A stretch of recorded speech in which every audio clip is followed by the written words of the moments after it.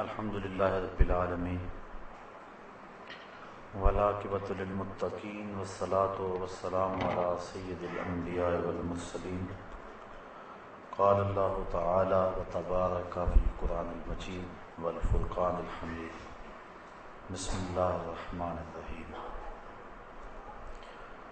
یا بنی آدم قد انزلنا علیکم لباسا یواری سوآتکم وریشا ولباس التقوى ذالک خیر ذالک من آیات اللہ لعلہم یذکرون یا بنی آدم لا یفتننکم الشیطان کما اخرج ابویکم من الجنۃ ینزع عنہما لباسہما لیریہما سوآتہما انہ یراکم هو وقبیلہ من حیث لا ترونہم انا جعلنا الشیاطین اولیاء للذین لا یؤمنون صدق اللہ مولانا العظیم وصدق رسولہ النبی الکریم الرؤوف الرحیم اللہم نور قلوبنا بالقرآن وزین اخلاقنا بالقرآن وادخلنا الجنۃ بالقرآن ونجنا من النار بالقرآن قال اللہ تعالی وتبارک فی شان حبیبہ مخبرا وآمرا ان اللہ وملائکتہ یصلون علی النبی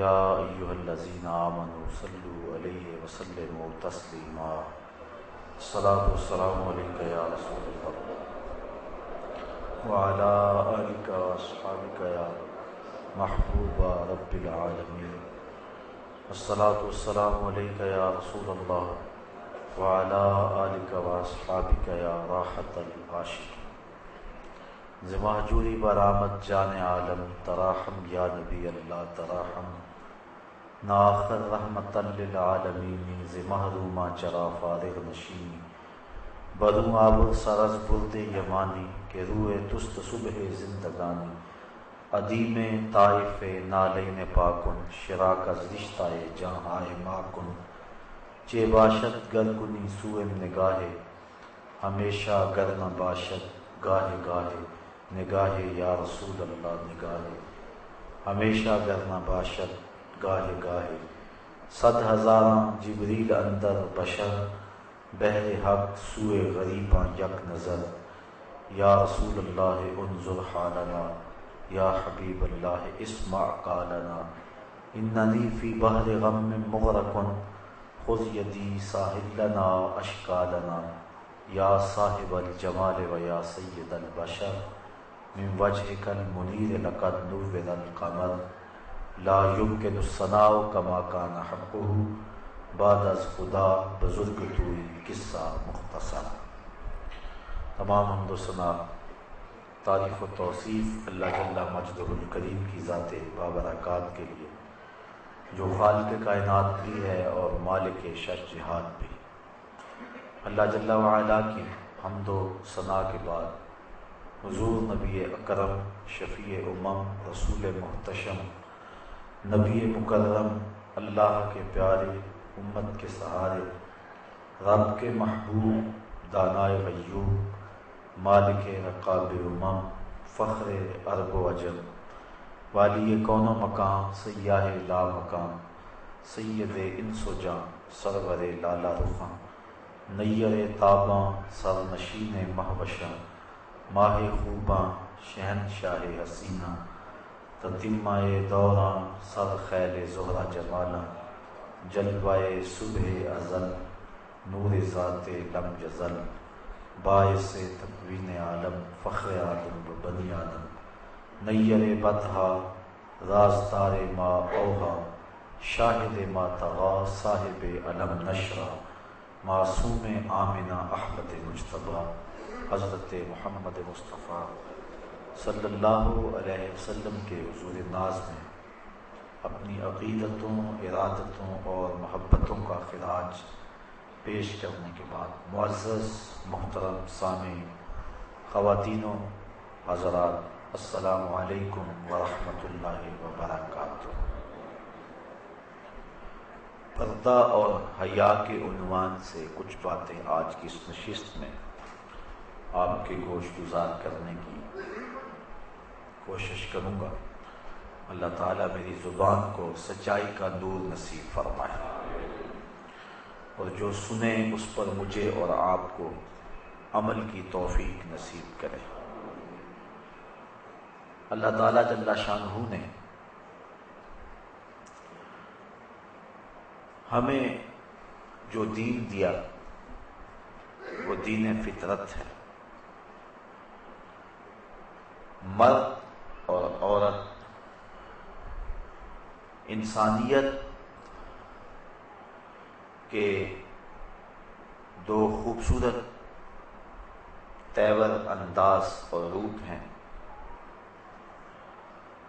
مرد کے وظائف ذمہ داریاں اور طرح کی ہیں، اور عورت کے وظائف اور ذمہ داریاں کچھ اور طرح کی ہیں۔ اس لیے دونوں کو صلاحیتیں بھی اس اعتبار سے دی گئی ہیں۔ مرد کو جفاکش اور سخت پیدا کیا گیا، عورت کے اندر لطافت، ناز و انداز اور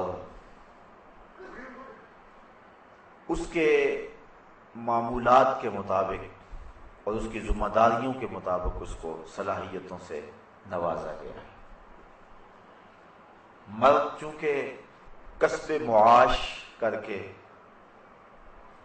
گھر کے نظم و نسق کو چلاتا ہے، اور عورت امور خانہ داری میں مصروف رہتی ہے، تو دونوں کے وظائف، احکام، حالات اور صلاحیتیں الگ الگ رکھی گئی ہیں، اور ہر ایک کی تخلیق میں ہزارہ حکمتیں ہیں، اور پھر دونوں کو ایک دوسرے کی ضرورت بنایا۔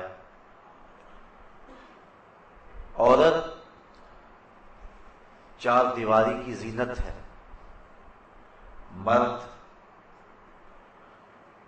اس کائنات کا حسن، بانگ پن اور عروج ہے۔ دونوں کے وظائف مختلف بنائے۔ عورت کو شریعت نے پردے میں رہنے کی جو تاکید کی ہے، اس میں عورت پر جبر اور ظلم نہیں، بلکہ یہ پردہ اس کی آبرو کا محافظ ہے، اس کے حیا کا تیور ہے، اور اس کی غیرت کا نشان ہے۔ یہ عورت کے لیے کوئی قید خانہ نہیں، بلکہ یہ اس کا اعزاز ہے، اس کی تکریم ہے۔ لائبریری کے اندر ہزارہ کتابیں موجود ہوتی ہیں، لیکن کسی کتاب کے اوپر غلاف نہیں چڑھایا جاتا۔ قرآن مجید اللہ کی کتاب ہے، اور یہ ساری کتابوں پر تفوق اور مرتبہ رکھتی ہے اور عزت و احترام کے لائق ہے، تو اس کو غلاف میں لپیٹا جاتا ہے۔ اگر قرآن مجید کے اوپر غلاف ڈالا جائے تو اس کا یہ مطلب نہیں ہے کہ یہ اس کتاب کے ساتھ ظلم ہے، بلکہ اس کتاب کو خصوصیت اور اہتمام کے ساتھ غلاف میں رکھنا اس کتاب کی عزت اور عظمت کا بیان ہے۔ اللہ تعالیٰ نے جو عورت کو پردے کا حکم دیا ہے تو یہ عورت کی آبرو ہے۔ یہ بات ذہن میں رکھیں کہ یہ نہیں ہے کہ مرد کو پردے کا حکم نہیں ہے، مرد کو بھی پردے کا حکم دیا گیا ہے، عورت کو بھی پردے کا حکم دیا گیا ہے، صرف جو پردے کی جگہ ہے اس میں فرق ہے۔ مرد ناف سے لے کر کے گھٹنوں تک اس کی اتنی جگہ یہ شرمگاہ کہلاتی ہے، اور اس کو پردے میں رکھنا واجب ہے، اور عورت سر سے لے کر پاؤں تک عورت ہے، اس لیے اس کو پردے کی تاکید کی گئی ہے۔ ایک زمانہ تھا کہ عورت کو مرد نے اپنی خواہشات کی تکمیل کا کھلونا سمجھا تھا، اور ہمیشہ مرد نے اس کی آبرو سے اور اس کی عزت سے کھیل کر کے اس کی تذلیل کی ہے۔ افلاطون نے عورت کو از قبیلے جن سے انسان ماننے سے انکار کیا۔ وہ کہتا ہے یہ انسان کی ہم شکل تو ضرور ہے لیکن انسان نہیں ہے۔ انسان کی ضرورت کے لیے، انسان کی تسکین کے لیے اور مرد کی راحت کے لیے اس کو پیدا کیا گیا ہے۔ یہ انسان کو جنم تو دیتی ہے لیکن خود انسان نہیں ہے۔ کسی نے کہا کہ عورت بدی کا سرچشمہ ہے، اتنی دیر تک اللہ کا قرب نہیں مل سکتا جب تک عورت سے جدائی اختیار نہیں کی جاتی۔ اسلام نے عورت کو مرتبہ دیا۔ بدھ نے کہا کہ یہ بدی کا سرچشمہ ہے، اس سے جدا ہو جاؤ گے تو پھر تمہیں اللہ کا قرب ملے گا، لیکن اسلام نے ہمیں جو عورت کا مرتبہ بتایا، ہم دیکھتے ہیں کہ بسا اوقات حضرت عائشہ رضی اللہ تعالی عنہا کے بستر میں حضور کو وحی آیا کرتی تھی۔ کہاں عورت بدی کا سرچشمہ قرار پاتی ہے اور کہاں حضور کو اپنی زوجہ محترمہ کے بستر میں وحی کے نزول کے آثار پیدا ہوتے ہیں۔ بلکہ حضور نے فرمایا حبب الیہ من دنیاکم ثلاث، مجھے تمہاری دنیا سے 3 چیزیں ہی پسند ہیں، الطیب والنساء وجعلت قرۃ عینی فی الصلاۃ، ایک خوشبو، دوسری منکوحہ عورتیں، اور تیسرا میری آنکھوں کی ٹھنڈک نماز میں رکھی گئی ہے۔ تو عورت کو اسلام نے ہی مرتبہ دیا۔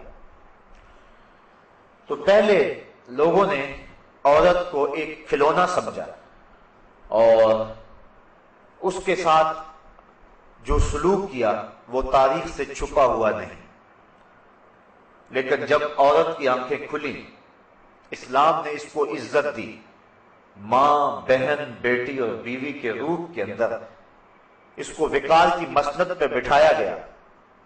تو وہی پرانے شکاری ایک نیا جال لے آئے۔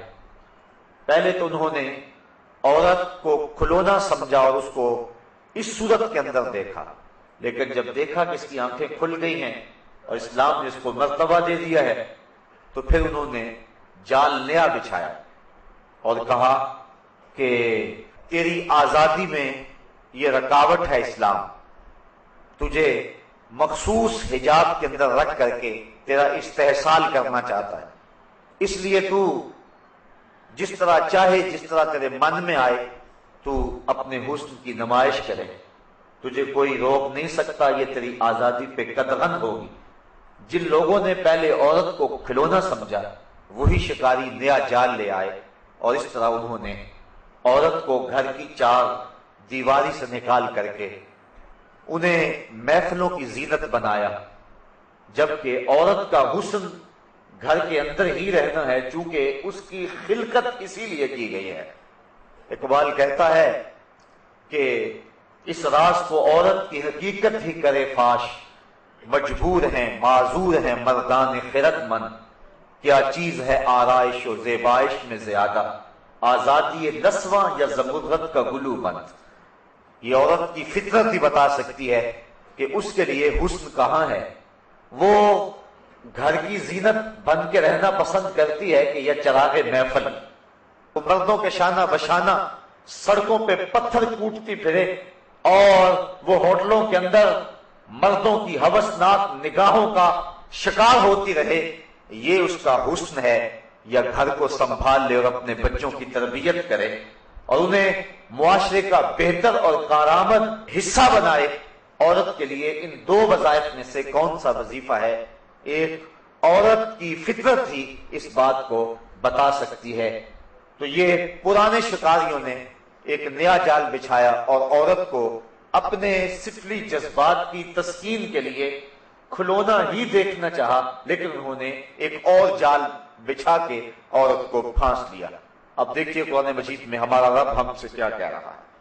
یا بنی آدم، اے اولاد آدم، قد انزلنا علیکم لباسا یواری سوآتکم وریشا، بے شک ہم نے تمہاری طرف ایک لباس وہ اتارا کہ تمہاری شرم کی چیزیں چھپائے، اور ایک وہ کہ تمہاری آرائش ہو۔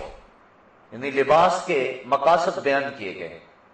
لباس کے بنیادی مقاصد تین ہیں: گرمی اور سردی سے انسان کو بچانا، دوسرا انسان کی عزت آبرو کی حفاظت کرنا اور اس کی شرم والی چیزوں کو چھپانا، اور لباس کا تیسرا مقصد زینت دینا ہے۔ لباس پہن کر کے انسان مہذب لگتا ہے۔ اگر انسان لباس کے بغیر ہی معاشرے کے اندر چلنے پھرنے لگ جائے تو اس میں اور پھر جانوروں میں کوئی فرق باقی نہیں رہتا ہے۔ اللہ تعالیٰ نے انسان کی حیت ایسی بنائی ہے کہ اس کے لیے لباس ضروری ہے، اور اس مقصد کو یہاں بیان فرمایا: اے آدم کی اولاد، بے شک ہم نے تمہاری طرف ایک لباس وہ اتارا جس سے تمہاری شرم کی چیزیں چھپ جائیں، اور ایک لباس وہ جس سے تمہاری آرائش ہو۔ وَلِبَاسُ التَّقْوَىٰ، اور ایک لباس پرہیزگاری کا لباس ہے، تقوی کا لباس ہے۔ اور فرمایا ذَلِكَ خیر، یہ لباس بہتر لباس ہے۔ آگے فرمایا ذَلِكَ مِنْ آیاتِ اللَّهِ لَعَلَّهُمْ يَذَّكَّرُونَ، یہ اللہ کی نشانیوں میں سے ہے تاکہ کہیں وہ نصیحت مانیں۔ اللہ تعالیٰ نے تمہاری نصیحت کے لیے یہ ساری چیزیں بیان کر دی، اور تمہارا لباس بھی اللہ کی من جملہ نشانیوں میں سے ایک نشانی ہے۔ یا بنی آدم، اے اولاد آدم، لا یفتننکم الشیطان کما اخرج ابویکم من الجنہ، اے اولاد آدم خبردار کہیں تمہیں شیطان فتنے میں مبتلا نہ کر دے، تمہیں فتنے میں نہ ڈال دے۔ کما اخرج ابویکم من الجنہ، جس طرح تمہارے ماں باپ کو اس نے بہشت سے نکلوایا۔ ینزع عنہما لباسہما لیریہما سوآتہما، اور اتروا دیے ان کے لباس کہ ان کی شرم کی چیزیں انہیں نظر پڑیں۔ انہ یراکم ہوا وقبیلہ من حیث لا ترونہم، بے شک وہ اور اس کا قبیلہ اور کنبہ تمہیں وہاں سے دیکھتا ہے کہ تم انہیں نہیں دیکھتے ہو۔ یعنی شیاطین تمہیں دیکھتے ہیں اور تمہارے اوپر حملہ آور ہوتے ہیں، لیکن تم شیاطین کو نہیں دیکھتے۔ انا جعلنا الشیاطین اولیاء للذین لا یؤمنون، بے شک ہم نے شیطانوں کو ان کا دوست کیا جو ایمان نہیں لاتے۔ جو مومن ہیں شیطان ان کا دوست نہیں ہے، بلکہ جو ایمان نہیں لاتے شیطان ان کا دوست ہے۔ تو شیطان چاہتا ہے کہ تمہارے لباس کو پھر تار تار کر دے، اور تمہیں پھر برہنہ کر دے، اور تمہارے تقوی کا لباس بھی چھین لے، اور وہ لباس جو تمہیں زینت دیے ہوئے ہے، اور وہ لباس جو تمہاری شرم والی چیزوں کو چھپائے ہوئے ہے، شیطان چاہتا ہے کہ تمہارے اس لباس کو پھر تم سے اتروا دے اور تم کو رسوا کر دے۔ جو اہل ایمان ہیں وہ شیطان سے کبھی دوستی نہیں لگاتے، اور جن کو ایمان کی بہار نصیب نہیں ہے وہ شیطان کو اپنا دوست سمجھ لیتے ہیں۔ تو اہل ایمان کبھی بھی شیطان کے ساتھ اپنی دوستی کے رشتے کو قائم نہیں رکھتے، بلکہ اللہ تعالیٰ نے ایک دوسرے مقام پر ارشاد فرمایا: یا ایھا الذین آمنوا لا تتخذوا عدوی وعدوکم اولیاء، اے ایمان والو میرے اور اپنے دشمن کو کبھی بھی دوست نہ بنانا۔ دشمن سوائے دشمنی کے اور کیا کرے گا؟ وہ جس روپ میں مرضی آ جائے سوائے دشمنی کے وہ کر ہی کیا سکتا ہے۔ تو شیطان ہمارا دشمن ہے، اس نے ہمارے رب کے روبرو قسم کھائی تھی کہ مجھے قسم ہے تیری عزت کی، میں تیرے بندوں کو تیرے تک نہیں پہنچنے دوں گا، میں ان کے دائیں ان کے بائیں ان کے آگے ان کے پیچھے چاروں اطراف کو گھیر لوں گا۔ دو سمتیں بھول گیا، ایک اوپر والی ایک نیچے والی۔ جب بندہ پیشانی سجدے میں رکھ دے یا ہاتھ اٹھائے اور اللہ سے عرض کرے تو شیطان انسان کے راستے میں حائل نہیں ہو سکتا ہے، باقی چاروں سمتوں سے ہی آتا ہے۔ تو اس کو کبھی بھی اہل ایمان دوست نہیں سمجھتے ہیں۔ تو شیطان انسان کو بے حیا بنانے کے لیے تگ و تاس کیا کرتا ہے، اور ہمیشہ شیطان انسان کی آبرو کا دشمن ہے، اس کو ایک آنکھ بھی انسان کی عزت نہیں بھاتی، اور وہ چاہتا ہے کہ انسان کو حیا باختہ کر دوں۔ اور صاحبو یہ بات ذہن میں رکھو کہ جب کسی قوم کے اندر حیا باقی نہیں رہتا تو اس قوم کا دین باقی نہیں رہتا۔ حضرت نبی رحمت صلی اللہ علیہ وآلہ وسلم تشریف فرما ہوئے تو ایک صاحب اپنے بھائی کو حیا کے بارے میں درس دے رہا تھا، حیا کی تعلیم دے رہا تھا. تو حضور جب تشریف فرما ہوئے اور اس کے بھائی کو تعلیم دیتے ہوئے دیکھا تو فرمایا دعو فإن الحیا من الایمان، فرمایا اسے چھوڑ دے، حیا تو ایمان کا حصہ ہے. یعنی جب ایمان ہوگا تو لازمی طور پہ حیا بھی ہوگا.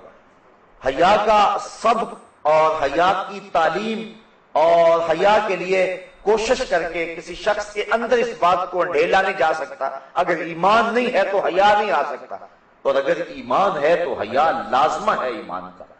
تو جس کے اندر ایمان ہوگا تو یقیناً اس کو حیا کی صفت بھی حاصل ہوگی، اور یہ ایمان کے شعبوں میں سے ایک اہم شعبہ ہے. بلکہ حضور نے فرمایا کہ حیا سارے کا سارا بھلائی ہے، اور حیا سوائے بھلائی کے اور کچھ نہیں لاتا ہے. تو شیطان چاہتا ہے کہ ہمیں حیا باختہ کر دیں، اور حیا باختگی کی جو ہے وہ بدترین صورت یہ ہے کہ وہ کسی کے لباس کو اتار دے. اللہ نے جن چیزوں کو چھپانے کا حکم دیا ہے، اگر ان چیزوں کو چھپایا نہ جائے تو پھر حیا کا جوہر باقی نہیں رہتا ہے. اس لیے اللہ تعالیٰ نے اہل ایمان کو اپنے رسول کی وساطت سے یہ حکم دیا، قل للمؤمنین یغضوا من ابصارہم وَيَحْفَظُوا فُرُوجَهُمْ ذَلِكَ أَزْكَىٰ لَهُمْ إِنَّ اللَّهَ خَبِيرٌ بِمَا يَصْنَعُونَ.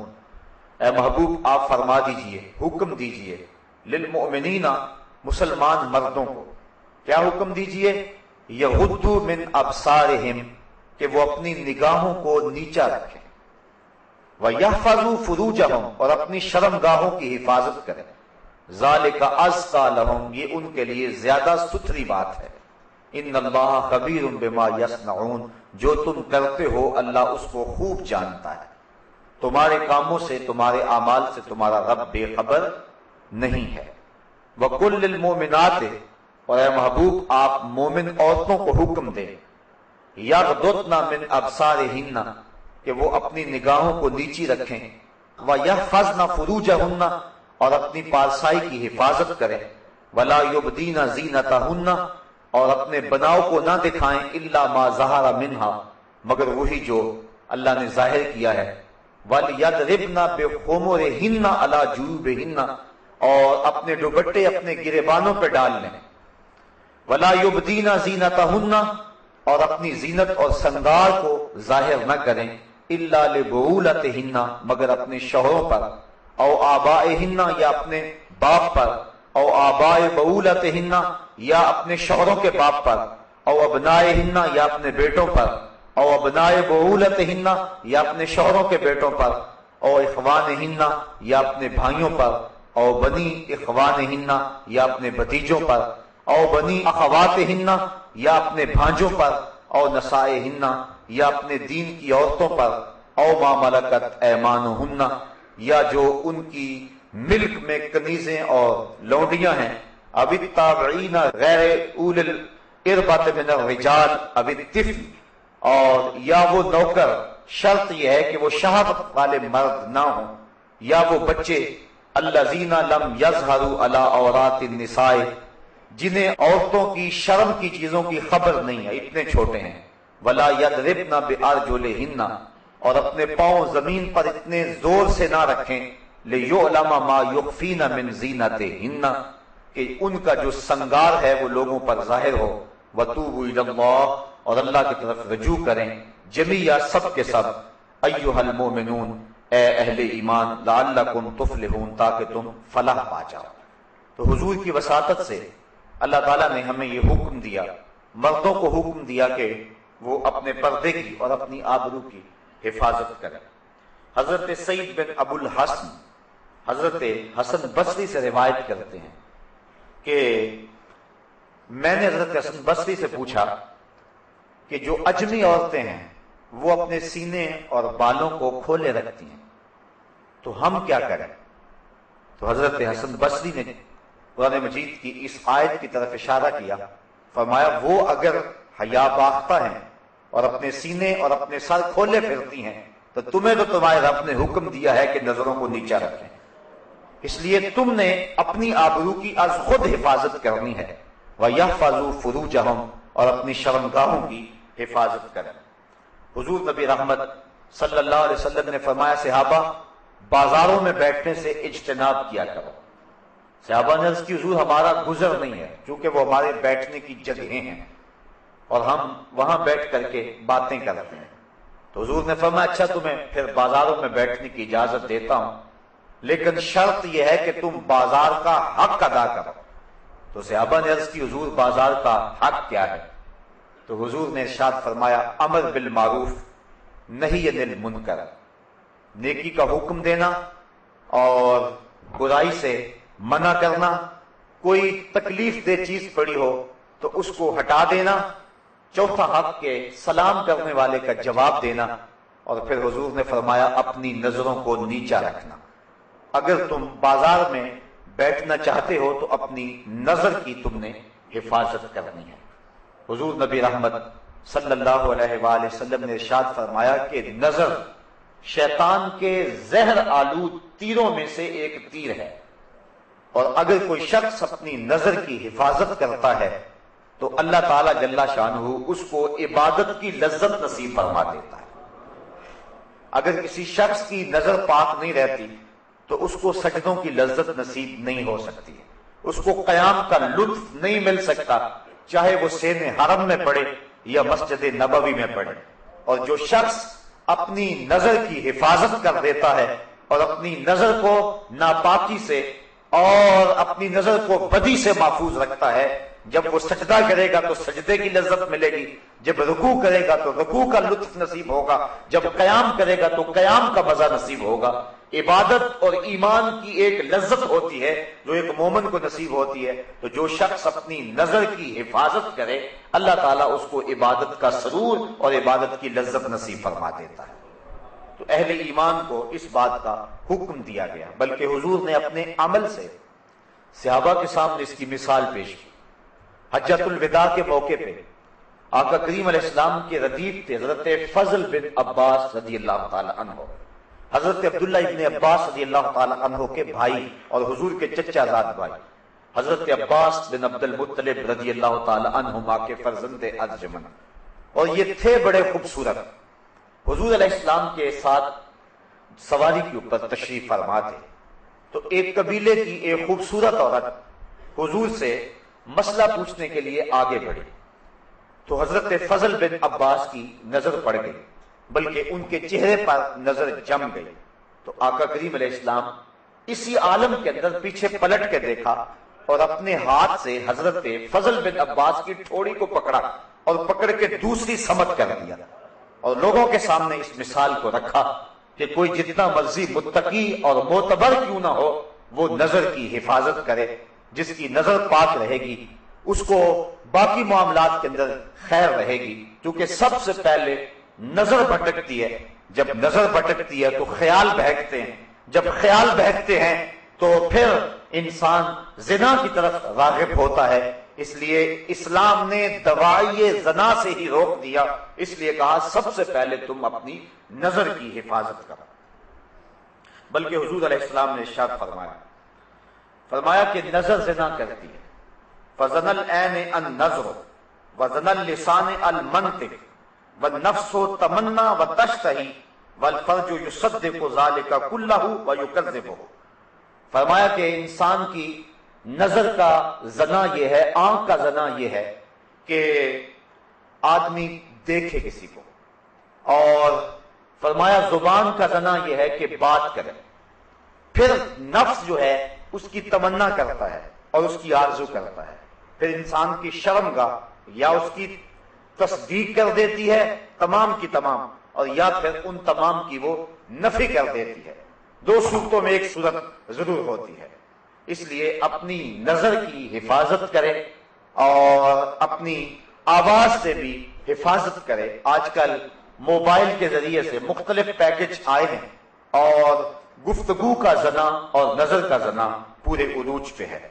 جب کسی قوم کے اندر یہ بدی پھیلتی ہے تو اللہ اس قوم سے برکت کو اٹھا لیتا ہے۔ آج ہمارے میں برکت نہیں ہے، دولت کی کثرت کے باوجود بھی ہر بندہ شاکی ہے۔ جب تک ہماری نظر طاہر اور پاک نہیں ہوتی ہے، ہمارے من کے اندر اجالے اور روشنیاں پیدا نہیں ہو سکتی ہیں۔ تو اللہ تعالیٰ نے اہل ایمان کو یہ حکم دیا، اے محبوب آپ ارشاد کر دیں اہل ایمان کو یغضوا من ابصارہم، کہ وہ اپنی نظر کی حفاظت کریں۔ اگر انسان کی نظر پڑ جاتی ہے تو اس کے لیے حکم ہے النظرۃ الاولی والثانیۃ علیک، فرمایا پہلی نظر تجھے معاف ہے چونکہ اس میں تیرا قصد نہیں ہے۔ اگر اسی نظر کے تسلسل کو برقرار رکھتا ہے یا دوسری مرتبہ دیکھتا ہے تو فرمایا وہ تیرے اوپر وبال ہوگی۔ تو پہلی نظر کی معافی دی گئی کیونکہ اسلام جو ہے وہ دین فطرت ہے، تو جہاں انسان کی جہاں کمزوری ہے، جہاں اس کی بے اختیاری ہے، وہاں چھوٹ دے دی گئی۔ لیکن اس کے بعد اگر اس نظر کا تسلسل برقرار رہتا ہے یا پھر دوسری نظر کوشش کر کے دیکھتا ہے اور تعاقب کرتا ہے تو پھر فرمایا وہ تیرے اوپر وبال ہے۔ اور وہ آنکھ جو غیر محارم کو دیکھتی رہی کل قیامت کے دن جہنم کی آگ سے بن دی جائے گی۔ اور 3 آنکھیں حضور نے فرمایا قیامت کے دن کوئی آنکھ نہیں ہوگی جو رو نہیں رہی ہوگی، صرف 3 آنکھیں ہوں گی کہ جن میں آنسو نہیں ہوں گے اور جو نہیں رو رہی ہوں گی۔ ایک وہ نظر جو غیر محارم کی طرف دیکھنے سے بچی، دوسری وہ نظر جو اللہ جل شانہ کی راہ میں اس کے راستے کے اندر جاگتی رہی، پہرا دیتی رہی، سرحدوں کے اوپر محافظت کرتی رہی، اور تیسری وہ نظر، وہ آنکھ کہ خوف خدا میں مکھی کے سر کے برابر اس سے آنسو نکل آئے۔ تو فرمایا یہ 3 آنکھوں کے علاوہ باقی جتنی بھی آنکھیں ہیں وہ قیامت کے دن رو رہی ہوں گی۔ تو اپنی نظر کی حفاظت یہ بہت ضروری ہے، اور اللہ تعالیٰ نے قرآن مجید کے اندر یہاں خصوصیت کے ساتھ اس کا تذکرہ ارشاد فرمایا، وَيَحْفَظُوا فُرُوجَهُمْ ذَلِكَ أَزْكَىٰ لَهُمْ، اور اپنی شرمگاہ کی حفاظت کریں، یہ بہتر ہے ان کے لیے۔ ان اللہ خبیر بما یصنعون، بے شک اللہ ان کے کاموں کی خبر رکھتا ہے۔ یعنی اگر تم اپنی نظر کو محفوظ نہیں رکھ پاتے تو مت سمجھو کہ کسی نے دیکھا نہیں ہے، تمہارا رب دیکھ رہا ہے، اس کی نظر سے کوئی شے پوشیدہ نہیں ہے، ایک ایک چیز لکھی جا رہی ہے اور اس کا حساب کل تمہیں دینا پڑے گا۔ تو فرمایا وہ جانتا ہے، وہ دیکھتا ہے، اگر تم بچ جاؤ تو پھر بھی دیکھ رہا ہے، اور اگر تم نہ بچو تو وہ پھر بھی دیکھ رہا ہے۔ تو یہ اہل ایمان کو حکم دیا گیا۔ دوسری طرف عورتوں کو حکم دیا گیا، وَقُلْ لِلْمُؤْمِنَاتِ يَغْضُضْنَ مِنْ أَبْصَارِهِنَّ، اور اے محبوب مسلمان عورتوں کو بھی حکم دیں کہ وہ بھی اپنی نظروں کو نیچا رکھیں۔ اگر مرد کو روکا گیا ہے کہ وہ غیر محرم عورت کی طرف نہ دیکھے تو عورت کو بھی روکا گیا ہے کہ وہ غیر محرم مرد کو نہ دیکھے۔ حضرت ام سلمہ رضی اللہ تعالی عنہ حضور کی زوجہ محترمہ ہیں، حضرت میمونہ رضی اللہ تعالی عنہ کے گھر گئیں اور وہ بھی حضور کی زوجہ ہیں۔ تو حضرت عبداللہ ابن مکتوم آئے تو یہ ان کو دیکھنے لگے، تو حضور علیہ السلام نے فرمایا کہ پردہ کرو۔ حیرت سے عرض کی حضور یہ تو نابینے ہیں، تو حضور علیہ السلام نے فرمایا یہ نابینے ہیں، تم نابینا تو نہیں ہو۔ یعنی عورت کو بھی منع کر دیا کہ تو مرد کو نہ دیکھے، بلکہ حضور نبی رحمت صلی اللہ علیہ وآلہ وسلم کی پیاری صاحبزادی سیدہ فاطمہ الزہرا رضی اللہ تعالی عنہا سے پوچھا گیا کہ عورت کے لیے بہترین پردہ کیا ہے؟ تو سیدہ فرمانے لگی کہ عورت کا بہترین پردہ یہ ہے کہ نہ وہ مرد کو دیکھے اور نہ کوئی مرد اس کو دیکھے۔ بلکہ حضرت فاطمہ رضی اللہ تعالی عنہا اس وجہ سے پریشان رہا کرتی تھی کہ اب تو میں اپنے پردے کی حفاظت کرتی ہوں، جب موت طاری ہو گئی تو پھر اس کے بعد چارپائی کے اوپر اٹھا کر کے قبرستان میں لے جاتے ہیں اور عورت کے جسم کی ڈیل ڈھول جو ہے اس کو مرد دیکھتے ہیں، تو میرے لیے یہ بھی پریشانی کا باعث ہوگا۔ تو وہ اس معاملے میں سخت متفکر رہا کرتی تھی۔ حضرت اسماء بنت امیس رضی اللہ تعالی عنہا سے انہوں نے ایک دن یوں بات کی تو وہ فرمانے لگی کہ میں نے حبشے کے اندر لوگوں کو دیکھا ہے کہ وہ عورتوں کے لیے ایک خاص ڈولی ہے، اور آپ نے کہا کہ میں آپ کو بنا کے دکھا دیتی ہوں۔ انہوں نے کھجور کی 4 شاخیں منگوائیں اور پھر چارپائی کے 4 پایوں کے ساتھ باندھ دی اور ان کو آپس میں جوڑ دیا اور اس کے اوپر پردہ ڈال دیا اور کہا کہ میں نے یوں حبشہ کے اندر دیکھا ہے۔ تو حضرت فاطمہ الزہرا اتنا خوش ہوئی اس بات پر کہ یہ ایک اچھا طریقہ مل گیا ہے اور اس طرح عورت مرنے کے بعد بھی اپنے پردے کی اور اپنی آبرو کی اس طرح سے حفاظت کر سکتی ہے. تو یعنی اس انداز کے ساتھ اور اس صورت کے اندر جو ہے وہ ہمیں سبق اور درس دیا گیا. اور سیدہ فاطمہ زہرا تو وہ ہیں کہ سورج نے بھی کبھی ان کے بال نہیں دیکھے تھے، بلکہ قیامت کا دن ہوگا اور جب سیدہ فاطمہ زہرا رضی اللہ تعالی عنہا 70,000 حوروں کے جلوہ میں میدان حشر سے گزریں گی تو ایک دم آواز آئے گی، یا معشر الجمع غضوا ابصارکم، اے اہل معاشر اپنی نگاہوں کو نیچا کر لو، اس لیے کہ محمد صلی اللہ علیہ وآلہ وسلم کی بیٹی فاطمہ کا گزر ہو رہا ہے. تو اہل معاشر کو نظریں جھکانے کا کہا جائے گا چونکہ انہوں نے زندگی میں اپنے پردے کی اپنی جان سے زیادہ حفاظت کی، اور اللہ تعالیٰ جل شانہ ان کو قیامت کے دن بھی اس انداز کے ساتھ اعزاز و تکریم عطا فرمائے گا. حج کے موقع پر ایک آزمائش ہے. احرام کی شرط ہے کہ عورت اپنے چہرے کو نہ چھپائے، یعنی اپنے چہرے کو ننگا رکھے. کیوں؟ اس لیے کہ امتحان گاہ میں مرد اور عورت کھڑے ہوتے ہیں، اللہ کا گھر سامنے. اللہ دیکھنا چاہتا ہے میرا بندہ میرے سے ڈر کر کے اپنی نظر کی حفاظت کرتا ہے کہ نہیں کرتا ہے. ایک طرف عورت کو کہا کہ چہرہ نہیں چھپانا اور دوسری طرف مرد کی آزمائش ہے کہ تو نظر کی حفاظت کرنا. وہ ایک مشق کروائی جا رہی ہے کہ حج کے بعد اس کو کف بصر کی عادت پڑ جائے اور وہ اللہ تعالیٰ کے بابرکت گھر کے سامنے جو مزاج پختہ کر کے آیا ہے بعد میں بھی اس مزاج پر عامل رہے. لیکن حضرت عائشہ رضی اللہ تعالیٰ عنہ فرماتی ہیں کہ احرام کی شرط تھی چہرہ ننگا رکھنا، لیکن جب مرد ہمارے سامنے آتے تھے تو ہم کسی پنکھے کے ساتھ، وہ جو دستی پنکھا ہوتا ہے، اور کسی ایسی چیز کے ساتھ یا کپڑے کے ساتھ، یعنی چہرے کو تو لگا نہیں سکتے، اس سے تو جو ہے وہ پھر دم پڑ جائے گا اگر چہرہ چھپ گیا، تو دور کر کے مردوں کے سامنے کر دیتے تھے کہ اس حالت میں بھی وہ ہمارا چہرہ نہ دیکھ سکے. حضرت سیدہ فاطمہ زہرا رضی اللہ تعالی عنہا کا پردہ، حضرت عائشہ رضی اللہ تعالی عنہا کا پردہ، بلکہ مشکات کتاب الجنائز کی آخری روایت ہے. حضرت عائشہ رضی اللہ تعالی عنہ فرماتی کہ حضور کے وصال کے بعد، حضرت سیدنا صدیق اکبر کے وصال کے بعد بھی میں جب ان کی قبور پر زیارت کے لیے جاتی تو میں معمولی اوڑھنی اوڑھ کے چلی جاتی، اس خیال سے کہ ایک میرا شوہر ہے اور دوسرا میرا والد ہے، تو میں معمولی اوڑھنی اوڑھ کر کے وہاں چلی جایا کرتی، حضور کی تربت انور کی زیارت کیا کرتی. فرمایا پھر کچھ عرصہ گزرا کہ حضرت عمر فاروق رضی اللہ تعالی عنہ کی بھی تدفین ہو گئی. اب ام المومنین کیا فرماتی ہیں؟ فرماتی ہیں فواللہ ما دخلتہ الا وانا مشدودۃ علی ثیابی حیاء من عمر، کہ اس کے بعد جب بھی میں جاتی تو موٹا کپڑا لے کر جاتی، مجھے حضرت عمر سے حیا آیا کرتی تھی.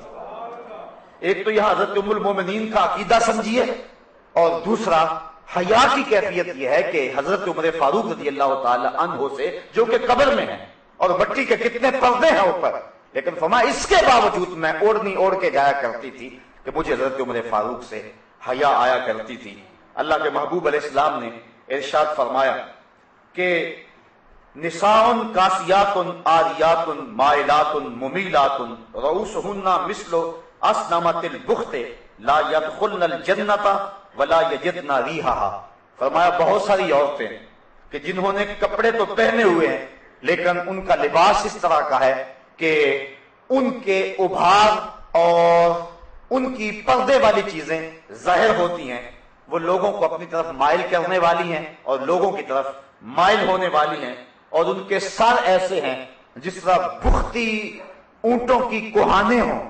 حضور نے فرمایا کہ وہ عورتیں کبھی بھی جنت میں داخل نہیں ہوں گی بلکہ وہ جنت کی خوشبو بھی نہیں پائیں گی.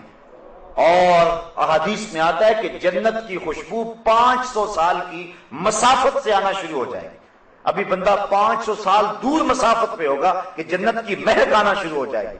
لیکن جو عورتیں لباس پہننے کے باوجود بھی برہنہ رہتی ہیں اور جو لوگوں کو مائل کرتی ہیں اور ان کی طرف مائل ہوتی ہیں، اقبال نے کہا تھا نوجوانہ چو زنا مشغول تن از حیا بیگانہ پیرانے کہن، کہ میری قوم کی حالت یہ، آج سے 60-70 سال قبل اقبال نے کہا میری قوم کی حالت یہ ہے کہ جو جوان ہیں وہ اپنے تن میں مشغول ہو گئے، ہر وقت کنگھی پٹی میں لگے رہتے ہیں، ہر وقت وہ اپنے جسم کو سنوارنے میں لگے رہتے ہیں، جبکہ یہ وظیفہ عورتوں کا ہے، یہ مردوں کا نہیں ہے۔ لیکن بیوٹی پارلر پہ اب تو مرد بھی سج کے آتا ہے عورت کے ساتھ ساتھ۔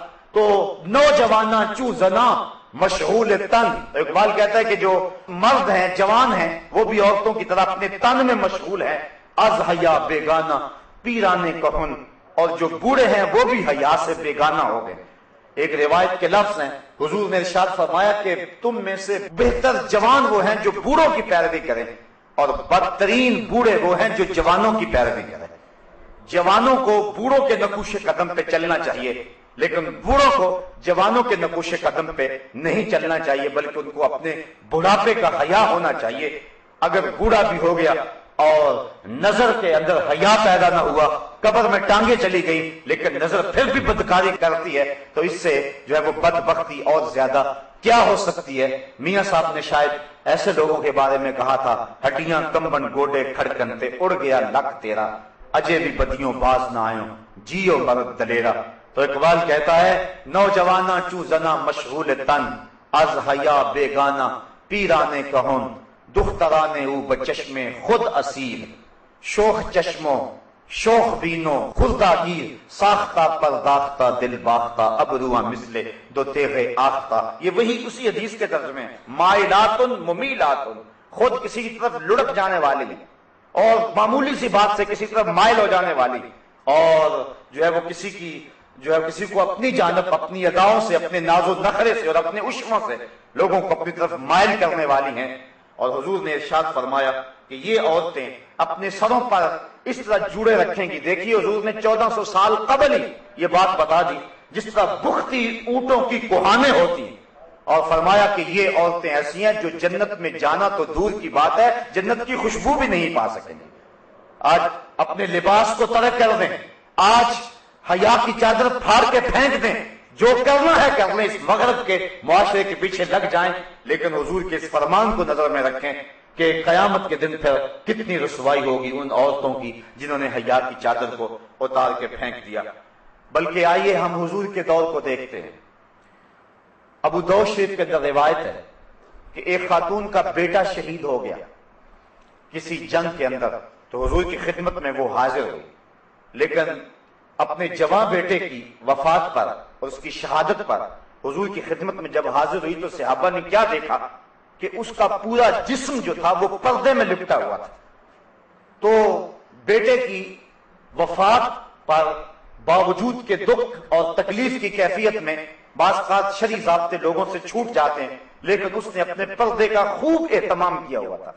صحابہ نے تعجب کرتے ہوئے، اور تعجب جو تھا اس کو تحسین کی نظر سے دیکھتے ہوئے، کہا کہ تو نے اس حالت کے اندر بھی اپنے پردے کا اتنا التزام کیا ہے؟ تو اس عورت نے جو جواب دیا وہ دختران ملت کے لیے کتنی روشن اور کتنی جو ہے وہ اجالے بانٹنے والی بات ہے۔ اس نے کہا میرا بیٹا فوت ہو گیا، میرا حیا تو فوت نہیں ہوا ہے، میرا بیٹا چلا گیا لیکن میرا حیا تو بھی باقی ہے۔ تو یہ تھی اسلام کی وہ دختران جن کی گود میں اسلام پلتا تھا۔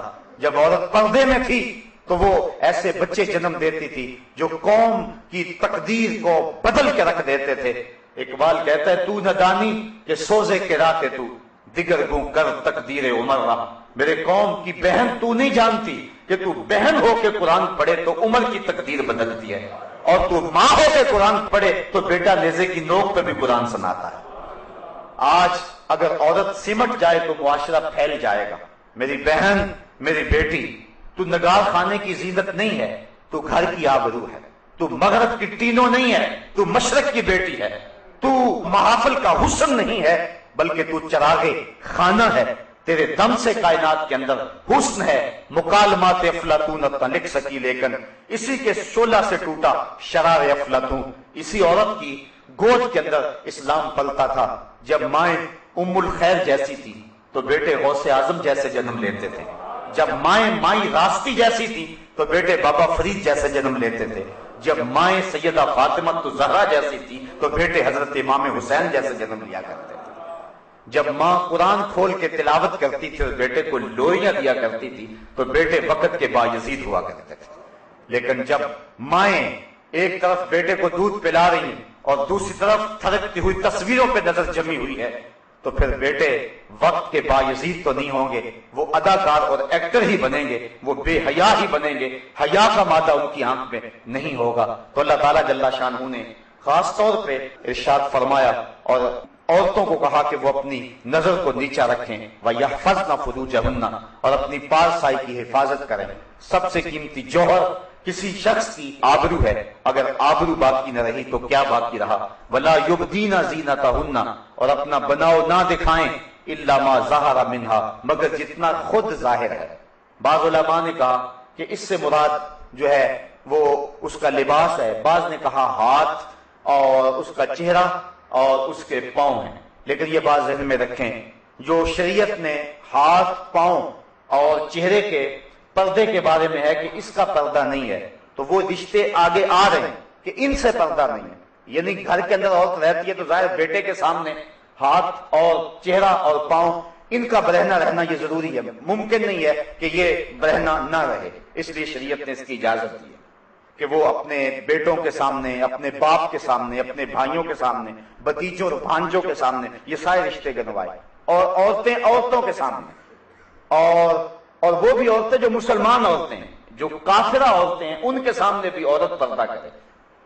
یعنی اس بات کی بھی تاکید کی گئی ہے کہ کافرہ عورت کے سامنے بھی جو ہے وہ پردہ کرے، اس کو بھی اپنی زیب و زینت نہ بنائے، کیونکہ وہ اتنی مقدس ہے، جس طرح شہوانی نگاہ اس کے چہرے پہ نہیں پڑنی چاہیے، کسی غیر جو ہے وہ مسلم عورت کی ناپاک نگاہ بھی اس کے مقدس چہرے پہ نہیں پڑنی چاہیے۔ اسلام نے عورت کو عزت دی ہے، یہ اس کو مرتبہ دیا ہے، بلکہ ایک مخنث حضور علیہ السلام کے گھر میں آتا تھا اور زواج مطہرات ان کے پاس بیٹھ جایا کرتی تھی، حضور علیہ السلام نے کبھی کچھ نہیں کہا تھا۔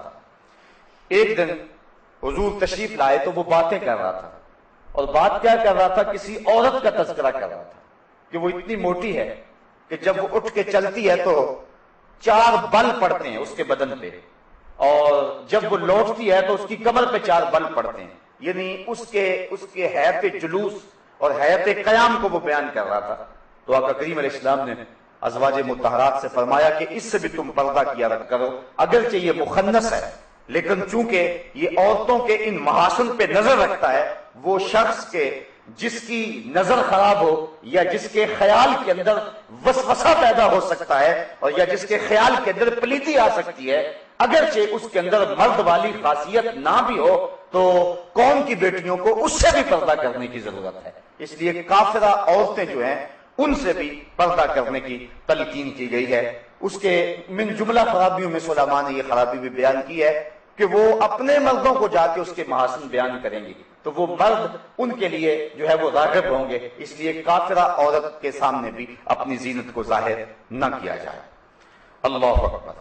بلکہ یہاں تک ارشاد فرمایا، ذرا غور کیجئے، آج جس معاشرے میں ہم جی رہے ہیں، آج اگر کوئی ایسی بات کرے تو لوگ کہتے ہیں کہ یہ کٹ ملا ہے، یہ معاشرے کو پنپتے ہوئے دیکھ نہیں سکتا، اس کا دین بڑا سخت ہے، لیکن یہ تمہارا رب فرما رہا ہے نہ صرف کہ عورت اپنے پردے کی حفاظت کرے، بلکہ ارشاد فرمایا وَلَا يَضْرِبْنَ بِأَرْجُلِهِنَّ لِيُعْلَمَ مَا يُخْفِينَ مِنْ زِينَتِهِنَّ، عورت اپنے گھر کی 4 دیواری کے اندر اپنا پیر اتنے زور سے نہ رکھے کہ اس کے پاؤں میں پڑے ہوئے پازیب کی چھنکار باہر گزرتے ہوئے غیر مرد کے کانوں میں پڑے۔ یعنی اسلام یہاں تک عورت کو پردے کی تلقین کرتا ہے، نہ صرف عورت پردہ ہے، نہ صرف اس کے چہرے اور اس کے ہاتھوں کا پردہ ہے، نہ صرف کہ اس کی آواز پردہ ہے، بلکہ عورت کے ساتھ نسبت ہو گئی جس زیور کی، اسلام کہتا ہے کہ اس زیور کی چھنکار بھی غیر مرد کے کانوں تک نہ پہنچے، کیونکہ یہ زیور ایک عورت نے پہنا ہوا ہے اور عورت اتنی مقدس ہے کہ اس کے پاؤں سے جڑنے والے زیور کی چھنکار کا بھی پردہ بن گیا۔ بلکہ دیکھیے یہاں 22ویں پارے کے ابتدا کے اندر اللہ تعالیٰ جل شانہ نے جو حکم دیا حضور کی ازواج مطہرات کو، ذرا اس پہ غور کیجئے، اللہ تعالیٰ کیا ارشاد فرما رہا ہے۔ ارشاد فرما یا نساء نبی لستن کاحد من النساء، اے نبی کی بیویوں تم عام عورتوں کی طرح نہیں ہو۔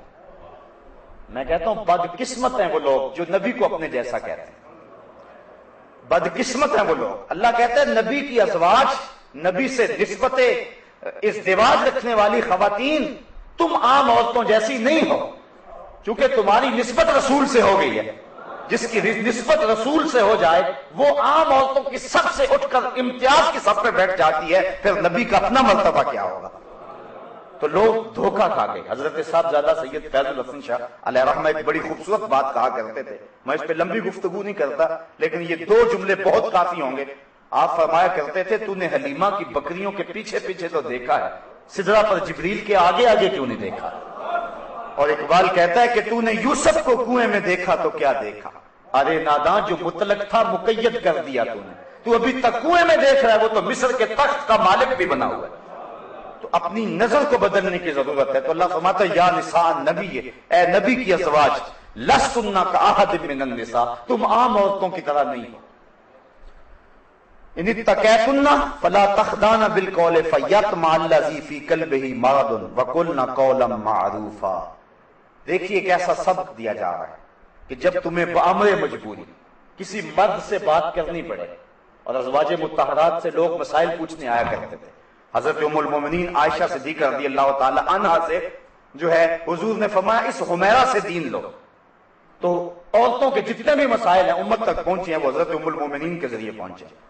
تو ان کے پاس امر مجبوری آنا پڑتا تھا. صحابہ کو کوئی مسائل جو حل نہیں ہوتے تھے تو وہ ان کے پاس آتے تھے کہ تم نے حضور کا عمل کیا دیکھا. تو انہیں حکم ہوا کہ اے نبی کے ازواج تم عام عورتوں کی طرح نہیں ہو اور تم اللہ سے ڈرو. اور جب کسی مرد سے تمہیں بات کرنی پڑ جائے، اللہ اکبر، تو کیا ارشاد فرمایا کہ ایسی نرمی نہ کرو کہ دل کا روگی کچھ لالچ کر لے. یعنی اپنے لہجے کے اندر ایسی نرمی پیدا نہ کرنا کہ جس کے دل کے اندر کھوٹ ہے اور روگ ہے وہ تمہارے لہجے کے گداز اور لہجے کی نرمی سے کوئی اور معنی حاصل کر لے اور تمہاری طرف مائل ہو جائے. کہا نہیں، وَقُلْنَا قَوْلًا مَعْرُوفًا، ہاں تم اچھی بات کرو، وقار کے ساتھ بات کرو، لیکن عورت کو حکم ہے کہ اگر اسے غیر مرد سے بات کرنے کی نوبت آ جائے، یہ لفظ بول رہا ہوں، نوبت آ جائے بامر مجبوری، تو اس کے لیے بھی شریعت نے آداب مقرر کر دیے کہ وہ غیر مرد سے مٹک مٹک کر کے اپنے لہجے کو سوار کر کے لفظوں کے غلاف اپنے مفہوم پہ چڑھا کے اور جو ہے وہ مختلف جملوں کو ترتیب دے کے اور ہنس کے مٹک کے بات نہ کرے. بلکہ اللہ نے نبی علیہ السلام کی ازواج کو، حالانکہ ازواج رسول ہے اور مومنوں کی مائیں ہیں، اور جو مسئلہ پوچھنے آ رہے ہیں اور جن سے گفتگو کرنے کی مجبوری ہے وہ صحابہ ہیں، وہ ابو بکر و عمر ہیں، وہ عثمان و علی ہیں، وہ بلال حبشی ہیں. لیکن اس کے باوجود فرمایا کہ تم پھر بھی اپنے لہجے اور اپنی گفتگو کے انداز پہ نظر رکھو کہ یہ پاک تینت لوگ تو آیا کرتے ہیں، کوئی ایسا بھی آ سکتا ہے کہ جس کے دل میں روگ ہو اور تمہارے لہجے کی نرمی سے وہ کوئی اور معنی اخذ کر لے. اس لیے تم اچھی بات کرو لیکن اپنے لہجے کے جو ہے وہ نرمی اور لہجے کی لچک پیدا نہ کرو تاکہ جو ہے وہ تمہارا روب ان کے اوپر برقرار رہے. تو یہ تو ام المومنین اور ازواج مطہرات کو جو مومنوں کی مائیں ہیں امہات المومنین، یہ ان کو حکم دیا ہے. اور آج موجودہ دور میں جس طرح عورت مرد کے ساتھ بات کرتی ہے اور اگر کوئی تھوڑی سی لہجے کے اندر سختی یا مختصر بات کر کے جو ہے وہ عورت مرد سے بات چھوڑ دے تو لوگ کہتے ہیں کہ تیری بیوی جو ہے وہ اکھڑ ہے، اس کو بولنے کی تمیز نہیں ہے، یہ تانے سن لو کوئی بات نہیں ہے. لیکن یہ تانے دنیا پہ ہے، اصل ہماری زندگی آخرت کی زندگی ہے. ہم نے اس کا حسن اور اس کا نور اور اس کی روشنی دیکھنی ہے. بلکہ اللہ تعالیٰ جل شانہ نے ارشاد فرمایا یا ایھا النبی قل لازواجک وبناتک ونساء المؤمنین یدنین علیہن من جلابیبہن ذالک ادنی ان یعرفن فلا یؤذین وکان اللہ غفورا رحیما. اے نبی اپنی ازواج کو، اپنی صاحبزادیوں کو اور مسلمان عورتوں کو حکم دے، ان کو ارشاد کریں کیا؟ یدنین علیہن من جلابیبہن، کہ وہ اپنی چادروں کا ایک حصہ اپنے منہ پہ ڈال رکھیں. یعنی پردے کا حکم دیا گیا. بعض لوگ کہتے ہیں کہ جو ہے وہ آنکھوں کا پردہ ہوتا ہے، یہ ایک نئی اور گمراہ کن اصطلاح ہے. پردہ تو جی آنکھوں میں ہونا چاہیے. اور بالخصوص آج کل جو جعلی اور 2 نمبر پیر ہیں وہ اس بات کا بڑا ڈھنڈورا پیٹتے ہیں کہ حیا آنکھ میں نہیں ہے تو پھر جو ہے وہ پردے میں حیا کیسے ہو سکتا ہے. جس چیز کو اللہ اور اس کے رسول نے ہمارے لیے بطور ضابطہ بیان کر دیا، کس شخص کو حق پہنچتا ہے کہ اس کو بدلے چاہے جتنا مرضی پیر کیوں نہ ہو. پیر اور مریدنی کا بھی آپس میں پردہ ہے۔ حضور علیہ السلام کی جب صحابیات نے بیعت کی تو انہوں نے کہا کہ حضور آپ ہم سے مسافہ فرمائیں، تو حضور نے فرمایا لا اصافح النساء، میں عورتوں سے مسافہ نہیں کیا کرتا۔ آؤ میں اور آپ اپنے اہل خانہ کو، قوم کی بیٹیوں کو اور اپنی قوم کی خواتین کو پردے کی تاکید کریں۔ مرد اپنی نظر کی حفاظت کریں اور عورت پردے میں سمٹ جائے۔ یہ پردہ، یہ برقع، یہ چادر جس کو اللہ تعالیٰ نے جو ہے وہ جلباب کہا، یہ چادر اور یہ برقع، یہ اس کے لیے کوئی قید خانہ نہیں۔ میری بہن، میری بیٹی، یہ برقع تیری آبرو کا پہرا ہے، یہ تیرے حیا کا تیور ہے۔ تیرے برقعے کی ایک ایک سلوٹ تیری آبرو کا پتہ دیتی ہے، اس لیے تیرا پردے میں جانا اور تیرا سمٹ جانا یہ قوم کے پھیلنے کی دلیل ہے۔ جب قوم کی بیٹیاں پردے میں تھیں تو معاشرہ روشنیاں پا گیا تھا اور زمانے کو باپ پن ملا تھا، اور جب عورتیں پردے سے نکلی اور فطرت بدلی تو پھر جو ہے سوائے تباہی کے ہمارے مقدر میں کچھ نہ ہوا۔ آج ہماری بدقسمتی یہ ہے کہ شریعت کے جو ضابطے ہیں ہم ان کے برعکس چل رہے ہیں۔ مرد کو حکم ہے کہ وہ اپنے ٹخنے ننگے رکھے اور عورت کو حکم ہے کہ وہ اپنی شلوار وغیرہ لٹکا کے رکھے تاکہ اس کے پاؤں بھی جو ہے وہ ڈھک جائیں، لیکن عورت جو ہے وہ اپنی شلوار کو کھینچ کر کے جو ہے وہ بہت اوپر لے گئی ہے، اور جو مرد ہے وہ بالکل نیچے لٹکا رہا ہے۔ مجھے بتاؤ، اگر حسن گھٹنے چھپانے میں ہے تو پھر عورت ظاہر کیوں کر رہی ہے، اور اگر حسن گھٹنے ظاہر کرنے میں ہے تو پھر مرد کیوں چھپا رہا ہے؟ مجھے لگتا ہے جس طرح ہم نے کوئی ضد باندھی ہوئی ہے شریعت سے، مرد کو کہا کہ تو نے اپنے ٹخنے ظاہر کرنے ہیں تو وہ الٹا ان کو چھپا رہا ہے، اور عورت کو حکم ہے کہ تو نے اپنے ٹخنوں کو چھپانا ہے، وہ الٹا اس کو برہنہ کر رہی ہے۔ ہم شریعت بیضاء سے ٹکر نہ لے اور اللہ اس کے رسول کے حکموں سے مقابلہ نہ شروع کریں، بلکہ جو ہمیں حکم دیا گیا ہے اس حکم پر پورا اترنے کی کوشش کریں۔ تو آئیے میں اور آپ اپنے گھروں میں اپنے اہل خانہ کو پردے کی تلقین کریں اور ان کو حضور کے طریقہ کے مطابق زندگی گزارنے کا درس